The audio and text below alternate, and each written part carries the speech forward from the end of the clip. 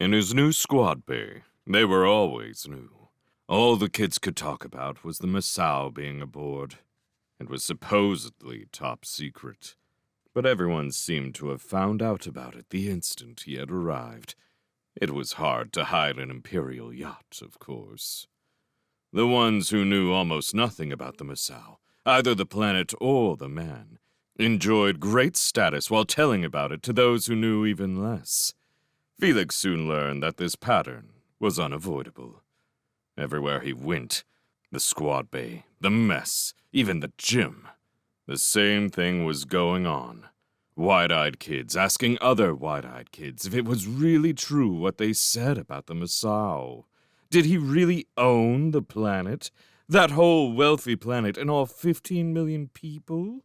Was it true they practically worshipped him? He could change anything the regular government did, just like that? What's a samurai? Was that the same thing as being from Japan? And how come everybody on Masao practically was Japanese? Did everybody have to call him Great One? Even the captain? When they asked Felix about it, the way they had asked him about everything else, he just shrugged, like always. The screen at the foot of the bunk finally gave in. It was time. "Good luck, Felix," said one of the kids. Felix smiled at him. Then he made himself get up and go over and pat him on his freckled shoulder and thank him for it. Only then would he let himself leave. He did, hurriedly, but feeling good about what he could do through the sheer power of his will.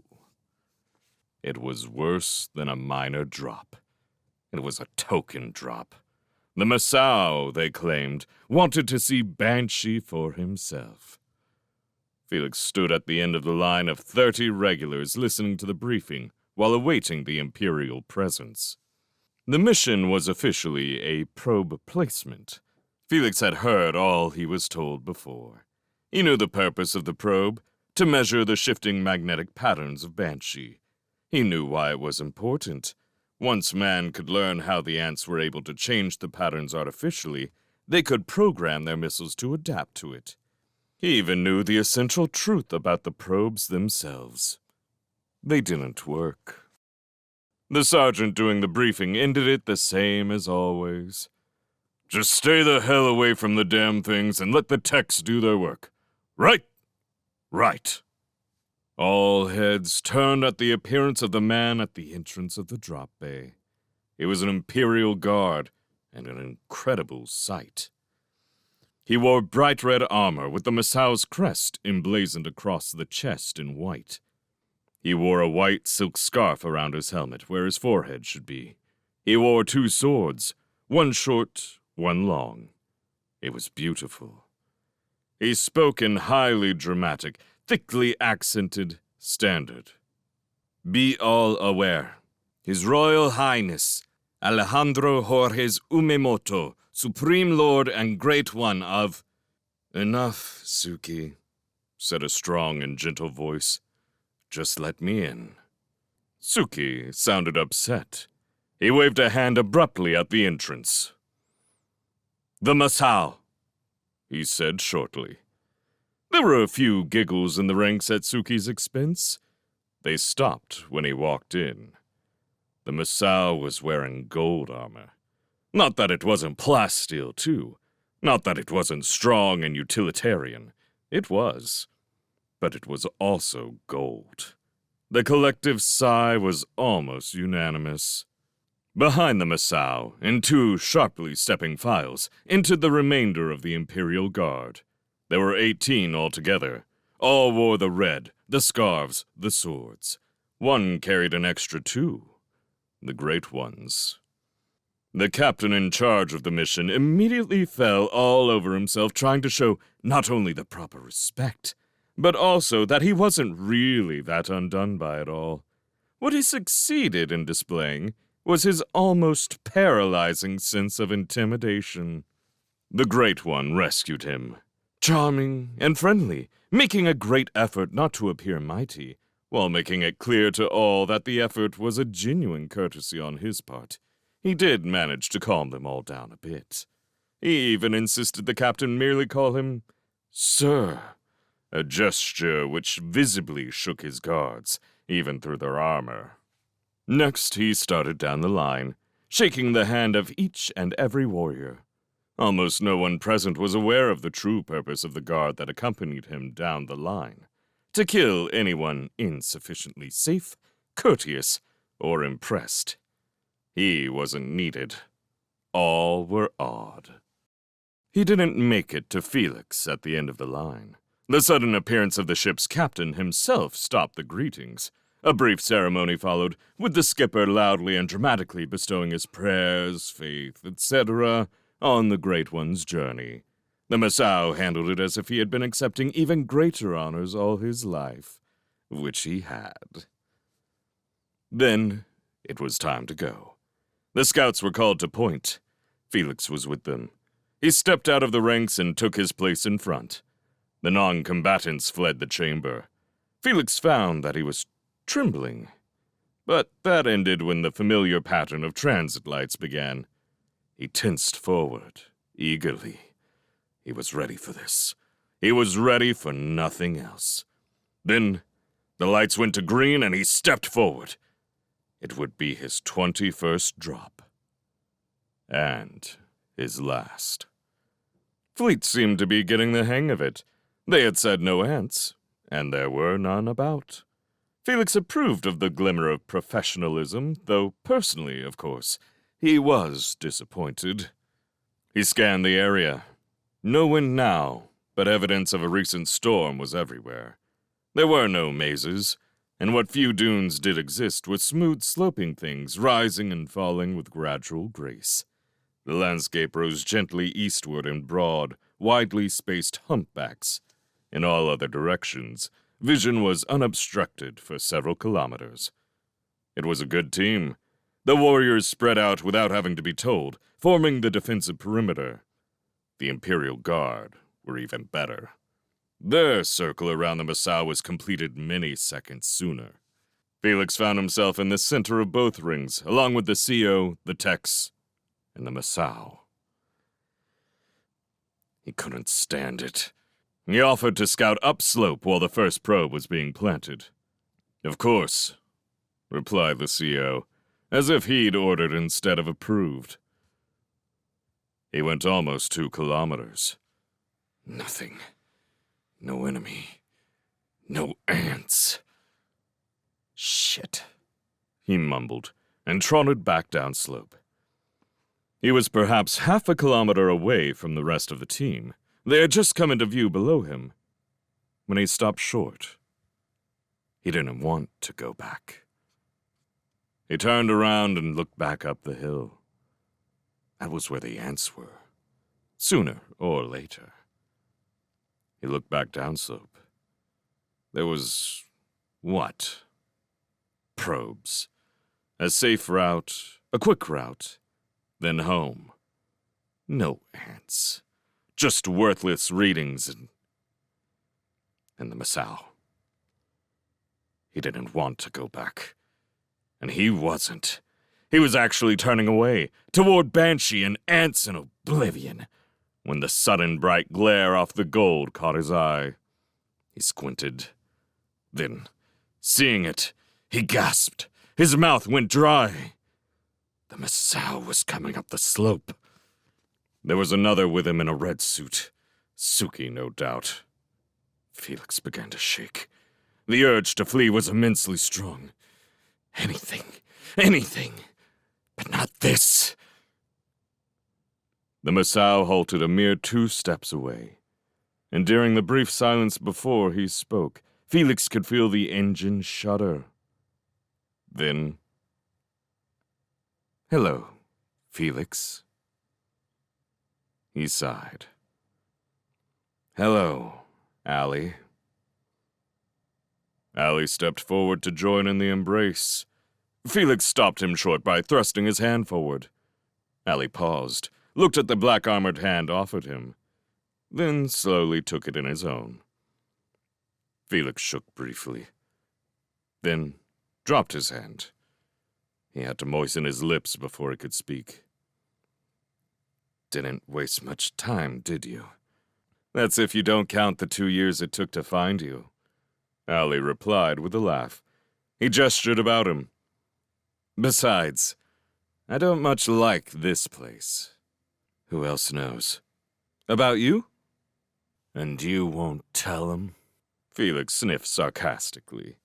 Ali's reply was soft with gentle hurt. I wouldn't do that, Felix. You should know that. All right. What are you doing here? I came to get you. And take me back to Golden? Yes. Golden. There was a pause. Felix stared at the sand. Felix, what are you doing in this place? Killing ants? I see. Ali replied slowly. He took a frustrated step to one side, then back. Yes, I had heard that. You good at it? I am. Ali strode forward and peered at him. So tell me, old friend, does it help? Don't, Ali, Felix warned and took a step back. I don't think it does. Ali, you couldn't even say Golden just now. Stop it! So I don't believe you dare think of the rest of it. Stop! Or of her. And Felix hit him. It was not a deadly blow. It was not even hard. This was Ali, after all. But Suki came running anyway, drawing his long sword. The blade glowed with the rich dullness of plasteel. Felix shoved Ali back and eagerly faced the charging guard. Who's the clown? He called as belligerently as he could. Ali threw up a golden arm. Suki, hold! The guard skidded to a halt. But, my lord! I am unhurt, assured his master calmly. Leave us. You tell him, Ali, snarled Felix, spoiling. Suki whirled to face him again. You dare to speak that way? Felix pointed a blunt black finger. You won't believe how quickly I'll kill you, he said flatly. Suki raised the sword. Hold, Suki, commanded Ali. Put that away. Suki stared helplessly at him. He obeyed reluctantly. Lord, how can you let him behave so? Ali patted his armored shoulder. Suki, a guardian Archon behaves as he will. Don't call me that! Felix snapped angrily. It is what you are, replied Ali firmly. Suki had dropped to his knees before Felix. My Lord Archon, please forgive me. I didn't know. Felix stared at him. Oh, shit. Just go away. Suki did not move. I said go! You know he can't do that now, Felix. Felix groaned. Ali was right. He did know that. You can do it, though. You tell him, Ali. And shame him further? Damn you, Ali! He snapped. He hesitated, then stood over the kneeling samurai. He looked at Ali. I don't remember what to say. Oh, come now, Felix. Ali snorted disgustedly. I don't, insisted Felix. Ali peered at him. Truly. Felix shook his head. I don't remember. Rise, loyal one, forgiven. Ali intoned. Felix repeated it. Suki stood, bowed, and backed away without a sound. Felix watched him go. He turned back to his friend. Ali, you set that up. You set me up. Yes, I needed to know.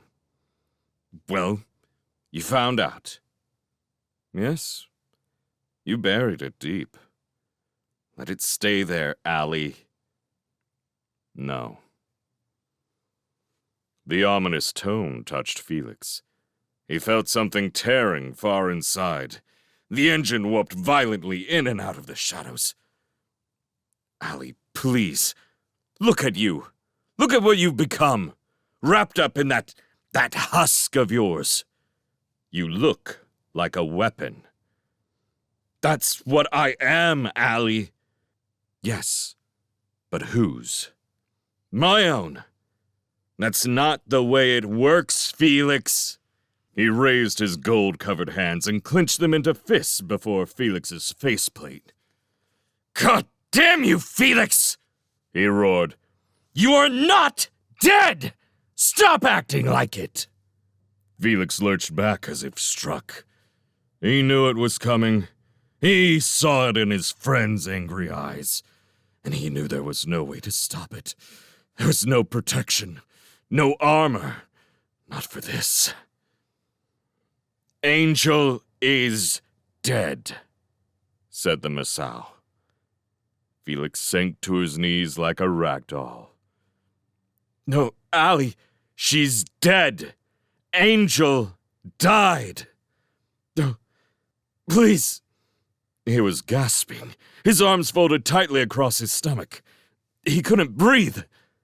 She's dead. Your wife is dead. She died in a freighter accident. He vomited, tried to crawl away. The Masao followed. It was a freak accident. It shouldn't have happened, but it did. Please, no, Felix gasped. Yes, yes, yes, you know it. You found the freighter yourself.